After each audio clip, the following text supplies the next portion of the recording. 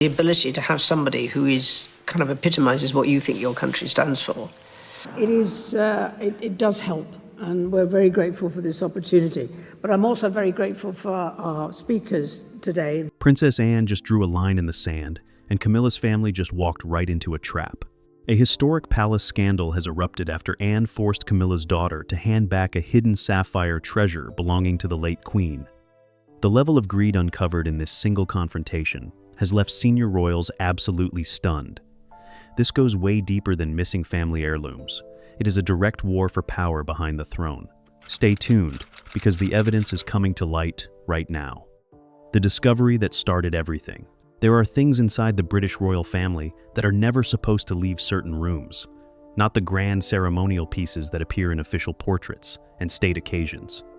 Not the tiaras and necklaces that get catalogued and photographed and written about in glossy books about royal jewelry history.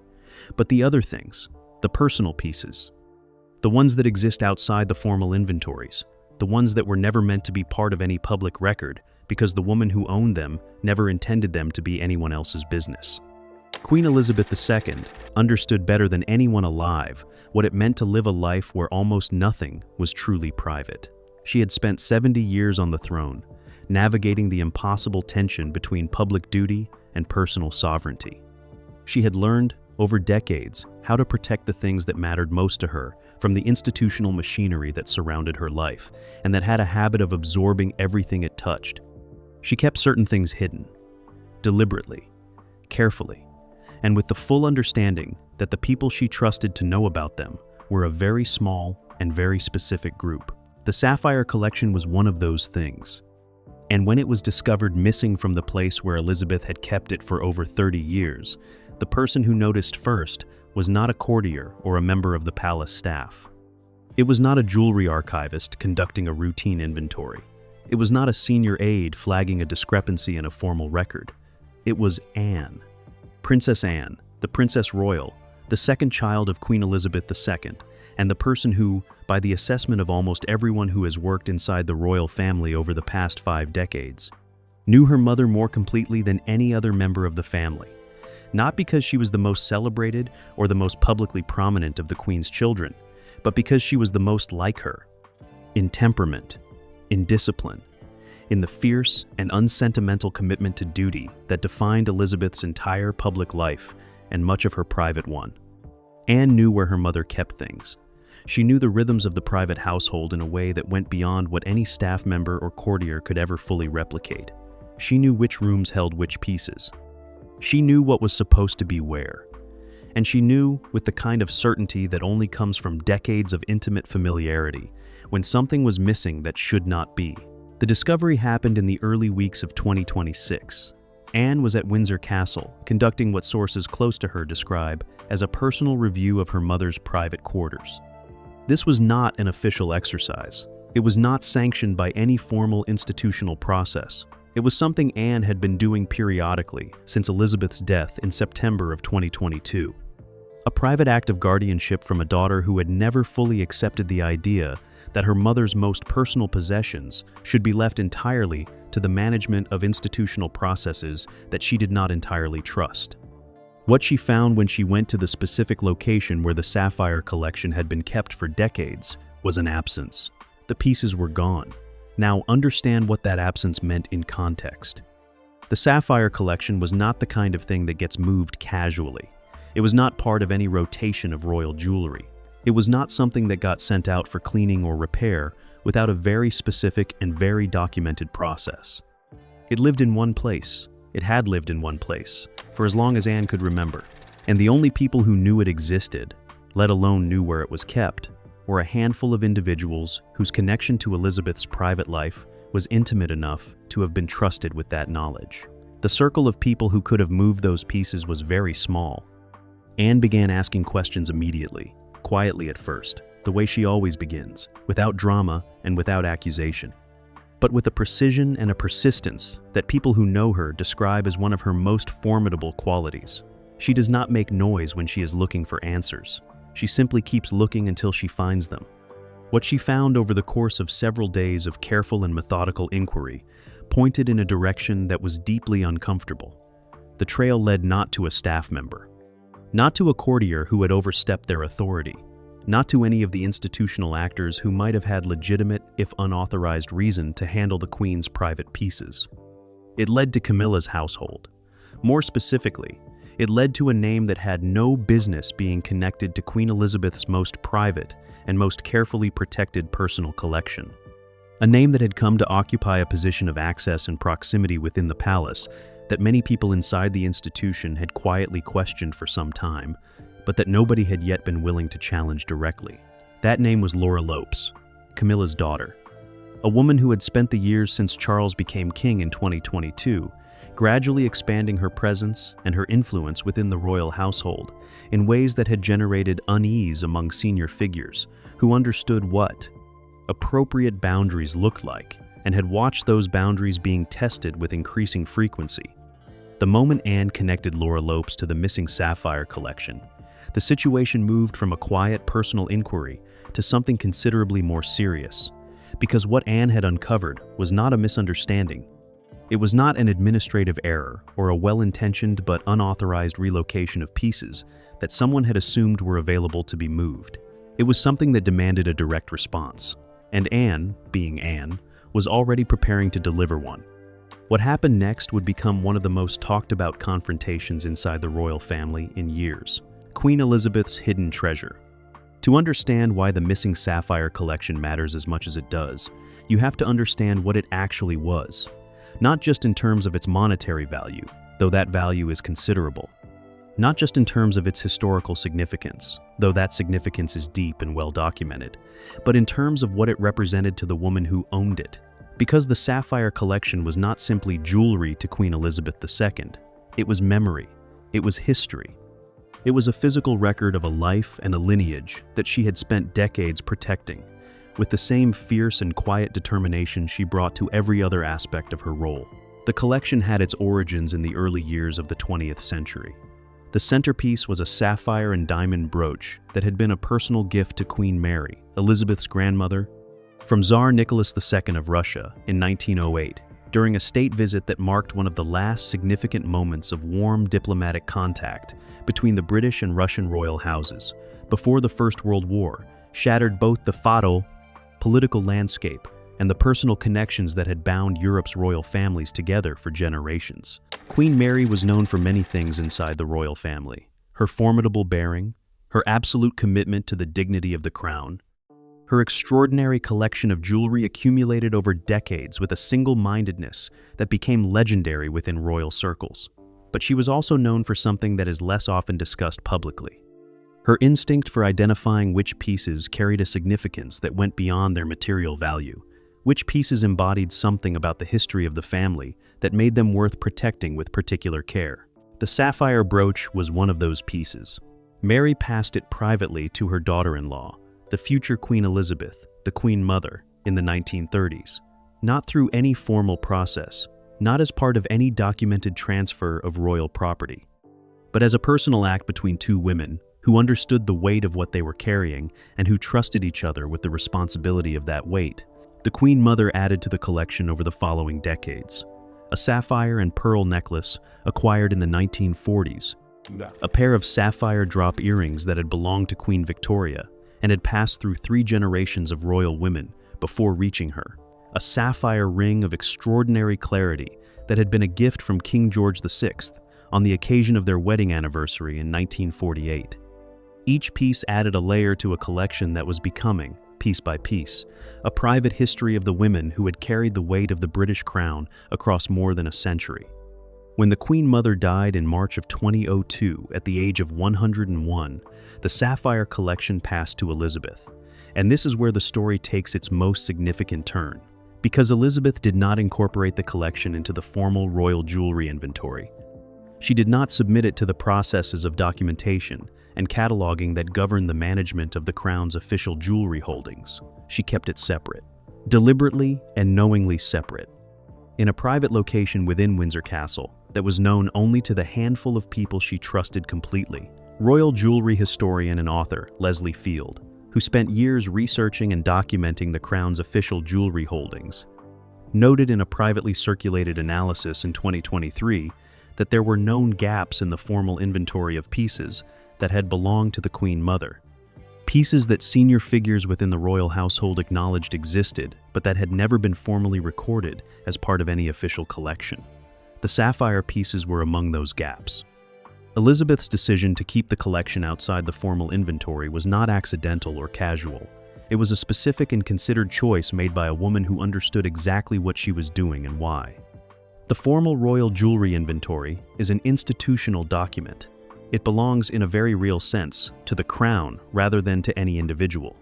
Pieces that appear in it are subject to processes of institutional management that can, over time, dilute the personal connection between an object and the family member who treasured it. Elizabeth did not want that for these pieces. She wanted them to remain what they had always been: personal, private, connected to the specific women who had owned them and to the specific relationships and moments that had given them their meaning. She wanted them to pass, when the time came, to the people she chose to receive them. Not through institutional processes, not through formal inventories and documented transfers, but through the same kind of personal and deliberate act of trust that had carried them from Queen Mary to the Queen Mother to herself.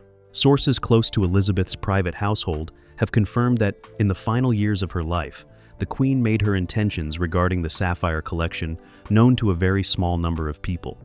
She was specific about where the pieces should go. She was specific about who should receive them. And she was specific about the fact that the collection was not, under any circumstances, to become part of any process that would diffuse its significance or disconnect it from the personal legacy she had spent decades protecting. Anne was one of the people Elizabeth trusted with that knowledge. Which is precisely why, when Anne went to the location where the collection had been kept and found it empty, she understood immediately the full weight of what she was looking at. This was not a missing jewelry box. This was a violation of something her mother had spent years carefully protecting. A deliberate intrusion into the most personal dimension of Elizabeth's legacy by someone who had no right to be anywhere near it. And the question of how those pieces had come to be in the possession of Camilla's daughter was one that Anne intended to answer completely and without any of the diplomatic softening that the palace might otherwise have preferred. What Anne did next was entirely in character and entirely without mercy. Anne's confrontation. Princess Anne does not do things halfway. That is not an opinion. It is a documented characteristic of a woman who has spent over 5 decades in public life, operating according to a personal code that has remained essentially unchanged since she first stepped into the royal spotlight as a young woman in the early 1970s. She is direct. She is precise. She does not soften things that she does not believe need softening. And she has a capacity for sustained, focused action in the face of resistance that people who have been on the wrong end of it describe, with a consistency that tells you everything about what it feels like to be in her path when she has decided something needs to be addressed. When Anne connected the missing sapphire collection to Laura Lopes, she did not pause. She did not convene a meeting of advisors. She did not reach for a palace communications team to help her manage the optics of what she had discovered. She did not send a carefully worded letter through official channels asking for clarification about a situation that she had already understood with complete clarity. She acted. The first thing she did was verify. Because Anne does not move on incomplete information. Every person who has worked with her closely will tell you that her directness is never reckless. It is always grounded in certainty. She needed to be sure, beyond any possible doubt, that what she had pieced together was accurate before she took the step of confronting anyone directly. That verification process took approximately 4 days. During those 4 days, Anne spoke to 3 members of the private household staff who had been present at Windsor Castle during the period when the sapphire collection was moved. She did not tell them what she was looking for. She asked questions that seemed, on the surface, to be about routine household matters, about access to certain rooms, about visitors to specific areas of the castle, about the movement of personal items belonging to the late Queen in the months following her death. The picture that emerged from those conversations was unambiguous. Laura Lopes had been at Windsor Castle on multiple occasions in the period immediately following Queen Elizabeth's death in September of 2022. Her presence had been facilitated by Camilla, whose position as Queen Consort gave her a level of access to the private areas of royal residences that extended, in practice, to the people she brought with her. And on at least one of those occasions, Laura had been in the specific area of the castle where the Sapphire collection was kept. The staff members Anne spoke to had not raised concerns at the time. Laura was the Queen Consort's daughter. Her presence had the implicit sanction of Camilla's position. Nobody in the household was going to question what the Queen Consort's daughter was doing in a private area of Windsor Castle without a very specific and very compelling reason to do so. Anne now had that reason. She requested a direct meeting with Laura Lopes, not through Camilla, not through any shared palace channel that would have given Camilla advance notice of what was coming. Directly.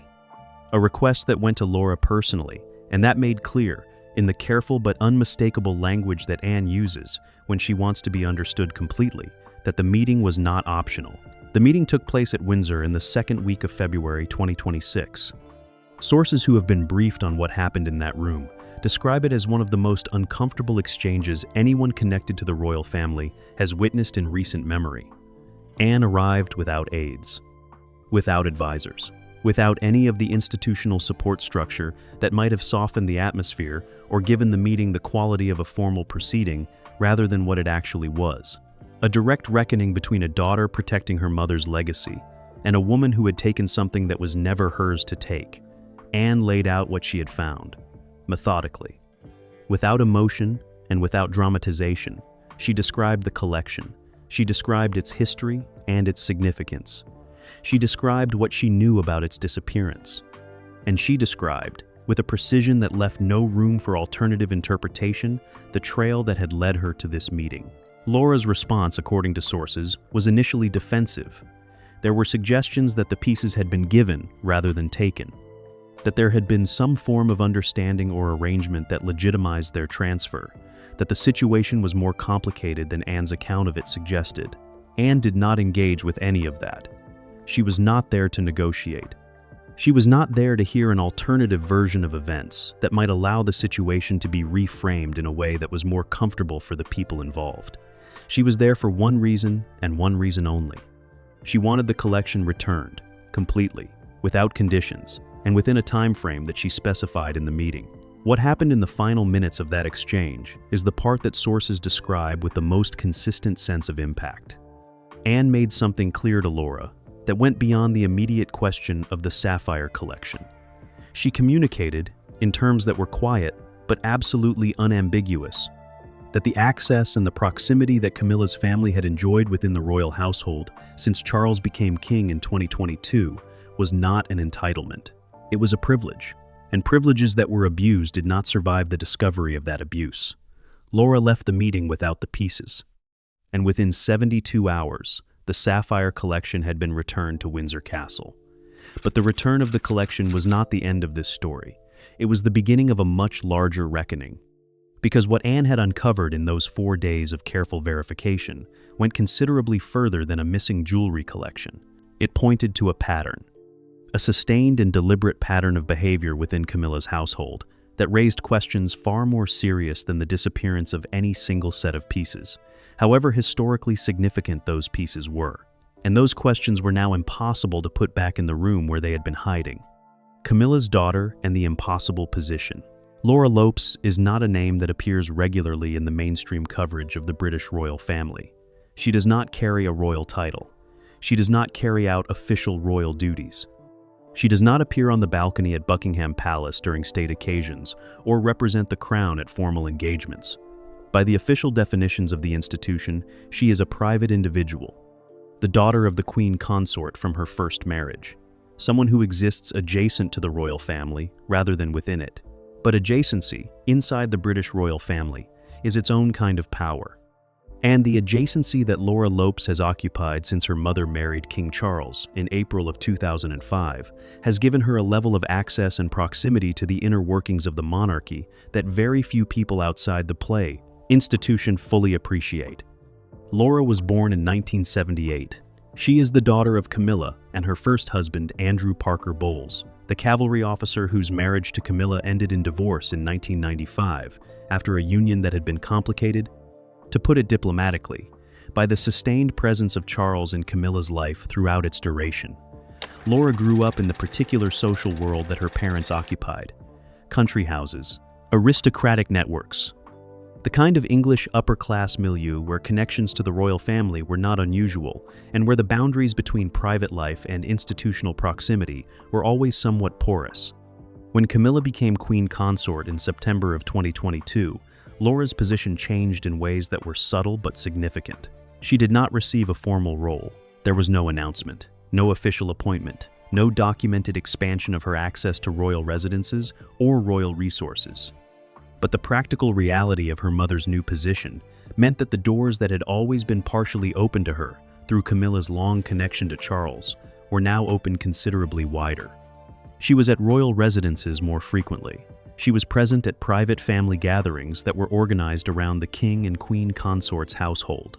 She moved through spaces within those residences that were reserved for the family's most intimate circle. And she did all of this with the implicit sanction of her mother's position in a way that made it very difficult for anyone in the household to question her presence or her behavior without appearing to challenge the queen consort herself. That dynamic is essential for understanding how the situation with the Sapphire collection developed. Laura did not walk into Windsor Castle as a stranger. She walked in as the queen consort's daughter. Every member of staff who saw her there processed her presence through the lens of that relationship. Every door that opened for her opened because of who her mother was. And every piece of access she enjoyed within those private spaces was access that Camilla's position had made available to her, whether or not Camilla had explicitly authorized each specific use of it. Sources familiar with the situation describe Laura's relationship with the royal family's private spaces as one that had been gradually expanding since 2022 in ways that generated quiet unease among certain members of the household staff, but that nobody had felt empowered to formally challenge.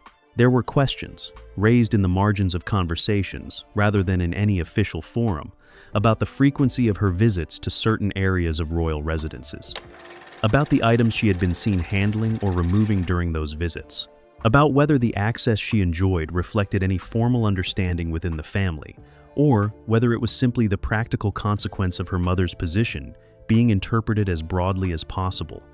Those questions had not found answers before Anne started asking her own. Now here is the dimension of this story that makes it more than simply an account of one woman taking something that did not belong to her. Because the pattern that Anne uncovered during her 4 days of verification suggested that the Sapphire collection was not an isolated incident. It was the most significant example of a broader behavior. A habit of treating the access that Camilla's position provided as an entitlement that extended to the private possessions and personal spaces of the late queen in ways that went well beyond anything that could be described as appropriate.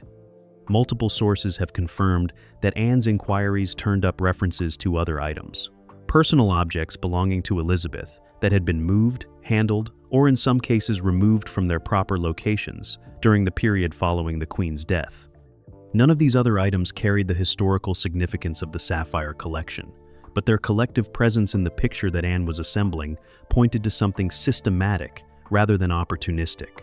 This was not a single moment of poor judgment. It was a pattern of behavior that had been operating under the cover of Camilla's institutional position for an extended period. Royal commentator and author Penny Junor, who has written extensively about the dynamics within the royal family, noted in a background briefing in early 2026 that the period immediately following the death of a monarch is one of the most vulnerable moments in the life of a royal household. The formal structures are disrupted, the personal authority of the deceased is gone, and the people who move quickly in that window of disruption can, if nobody is paying sufficient attention, acquire access and advantages that would never have been available to them while the monarch was alive. Elizabeth had been gone for over 3 years by the time Anne made her discovery. 3 years during which Laura Lopes had enjoyed an expanding footprint within the private spaces of the royal household. 3 years during which the questions that should have been asked about the appropriateness of that footprint had been suppressed by the difficulty of challenging anything connected to the queen consort's family without it becoming an institutional crisis. Anne had now made it an institutional crisis anyway. And the consequences of that decision were traveling through the royal family with a speed and a force that made it clear this was not something that could be quietly managed or diplomatically resolved. Camilla knew what Anne had found. She knew what Anne had done. And she knew that the confrontation between Anne and Laura was only the first move in a sequence that had implications for her own position that she was not yet fully prepared to face. What those implications looked like and how they were already reshaping the balance of power inside the palace is where this story arrives at its most consequential point: the fallout and what it means for the Queen's legacy. When Anne forced the return of the Sapphire collection, she did not simply recover a set of missing jewelry pieces. She detonated something inside the royal family that had been building pressure for a very long time. And the fallout from that detonation is still moving through the institution in ways that are reshaping relationships, recalibrating power dynamics, and forcing conversations that the palace had been successfully avoiding for the better part of 3 years. The immediate consequences were felt first within Camilla's household. Within days of the Sapphire collection being returned to Windsor, the atmosphere around Camilla's operation changed in ways that people inside the palace describe as immediate and unmistakable. The quiet confidence that had characterized her household's relationship with the broader royal structure since Charles became king in 2022 was gone, replaced by something more cautious, more defensive, more aware of being watched in a way that it had not previously needed to be. Camilla herself was, by all accounts, furious, not at Laura, not at herself, but at Anne. Sources close to Camilla's circle describe her initial reaction as one of genuine outrage at what she characterized as an overreach, an intrusion into a family matter that should have been handled privately and internally, rather than through the kind of direct, unilateral action that Anne had chosen to take. She felt that Anne had bypassed every available channel of family communication in favor of a confrontation that was designed not to resolve a problem, but to establish a point. She was not entirely wrong about that last part. Anne had indeed chosen the most direct available path, and that choice was not accidental. It was a deliberate signal, not just to Laura, not just to Camilla, but to the broader household and to everyone inside the institution who had been watching the behavior of Camilla's family with quiet unease and waiting for someone with sufficient authority and sufficient nerve to address it directly. Anne was that person, and she had made herself that person in a way that could not be undone. William's response to the situation has been characteristically measured in public and considerably more pointed in private.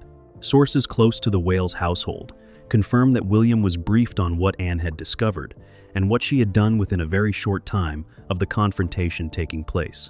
His reaction, according to those sources, was one of quiet and total support for Anne's intervention. He did not express surprise at what had been uncovered. He expressed something closer to the grim recognition of a man who had suspected that something of this nature had been happening and who was relieved that someone had finally brought it into the open. Catherine's response has been described in similar terms: measured, unsurprised, and fully aligned with Anne's position. The alignment between Anne and the Wales household in the aftermath of this episode is itself one of the most significant developments to emerge from it, because Anne and William have not always been natural allies. Their approaches to royal life are shaped by different generations and different experiences. But what the Sapphire situation has created is a shared interest in establishing something that has been absent from the institution's management of Camilla's household since 2022: accountability. The word that William has been pushing toward in every significant decision he has made about the future of the monarchy has now arrived, uninvited and inescapable, at Camilla's door. For Camilla personally, the implications of this episode extend well beyond the immediate embarrassment of her daughter being confronted and forced to return items she had no right to possess. The deeper damage is structural. It has confirmed, in a way that is now known to multiple senior figures within the institution, that the access and proximity her family has enjoyed since Charles became king has not always been used responsibly. And that confirmation has permanently altered the way certain people inside the palace relate to her household. Trust, once it is damaged in this specific and documented way, does not fully recover. The broader question this episode raises is one that goes beyond Camilla and Laura and the specific pieces of sapphire and diamond that have now been returned to Windsor Castle. It is a question about the late Queen's legacy and about who is actually protecting it. Elizabeth spent decades building a private legacy that existed alongside her public one. The personal pieces, the private communications, the specific objects that carried the weight of her most intimate history. She made deliberate choices about who would be trusted with knowledge of these things and who would eventually receive them. Those choices reflected her deepest values, her commitment to the specific relationships that had sustained her, her determination to ensure that the most personal dimensions of her life would be handled with the care and the respect they deserved. Anne understood those choices. She had been trusted with the knowledge of them, precisely because Elizabeth believed she would honor them completely and without compromise. What the Sapphire episode has revealed is that not everyone in the family has approached the late Queen's legacy with the same reverence. Royal historian Dr. Anna Whitelock noted in a commentary published in late February of 2026 that the period following the death of a long-reigning monarch is always a moment of particular vulnerability for the personal legacy of the deceased. The formal structures that protected that legacy during the monarch's lifetime are disrupted. The personal authority that enforced respect for private boundaries is gone. And the people who have the most to gain from a loose interpretation of what belongs to whom are also the people who are most present in the private spaces of the royal household during the transition period. Elizabeth had anticipated this vulnerability. It was part of why she had trusted Anne with the knowledge she had. She understood that the institution's formal processes would protect the public dimensions of her legacy, but the private dimensions needed a different kind of protection. The kind that comes not from documented procedures, but from personal commitment. From a daughter who loved her mother enough to keep watching long after the official period of transition had been declared complete. Anne has been that protection, quietly and without fanfare for the 3.5 years since Elizabeth's death. And the Sapphire episode has made that role visible in a way that it had not previously been. What comes next is a question that everyone inside the institution is now sitting with. The return of the Sapphire collection has closed one chapter of this story, but the pattern that Anne uncovered in the process of recovering it has opened several others. The questions about what else may have been moved or removed from the late Queen's private spaces during the transition period have not been fully answered. The questions about the appropriate boundaries of access for members of the Queen Consort's family within royal residences have not been formally addressed. And the question of what accountability looks like for behavior that has already occurred is one that the palace will need to find an answer to, whether it wants to or not. Anne has made that last question impossible to avoid, because what she did in that meeting at Windsor in February of 2026 was not just about recovering her mother's sapphires. It was about establishing a principle, a clear and unambiguous statement that Queen Elizabeth's private legacy is not available for appropriation by anyone who happens to have convenient access to the spaces where it is kept. That principle now stands, backed by Anne's intervention and supported by the quiet but total alignment of William and Catherine behind it. And the people inside this institution who have been operating on a different assumption are now on notice. The late Queen's legacy has a guardian. It has always had one. And that guardian has just demonstrated, in terms that nobody inside the palace will forget quickly, exactly what she is willing to do to protect it. Queen Elizabeth protected her most personal legacy with deliberate care for decades. Anne has now shown that protection did not end with her death. The sapphires have been returned. The pattern has been exposed.